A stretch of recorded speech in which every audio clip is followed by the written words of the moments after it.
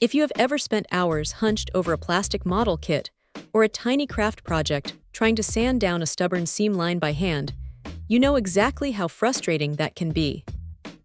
Most power sanders are just too bulky, like trying to perform surgery with a sledgehammer.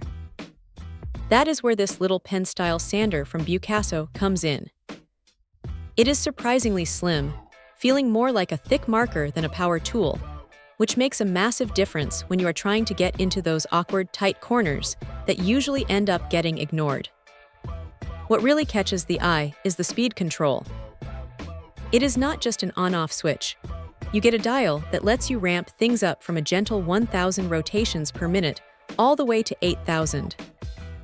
Having that range is actually pretty smart because you can dial it back for delicate plastic work where you do not want to melt the material, or crank it up when you need to clear away some stubborn excess. The vibration is surprisingly controlled, too. It does not rattle your hand to pieces, which is a relief if you are working on a project for an hour or two. The kit comes with a generous stack of sandpaper, 15 sheets in total, ranging from a coarser grit for the heavy lifting to a very fine 1000 grit for that final polish. The way the tips swap out is quick and painless, and having both straight and bent attachments is a nice touch for reaching around curves. The LED light built into the tip is one of those things you do not realize you need until you are working in a dim corner of a desk, and suddenly you can actually see the surface you are working on. It is a small detail, but it saves a lot of squinting. Now, it is not perfect.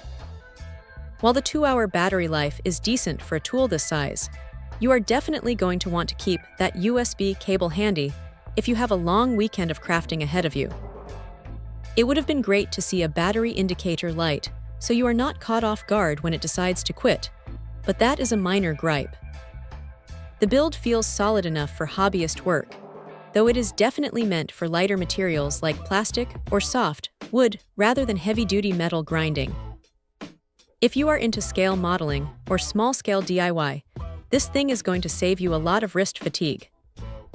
It is a specialized tool, sure, but for the specific job of fine detail finishing, it is a pretty handy companion to have on the workbench. Check out the video description for updated price. And thank you for watching this video.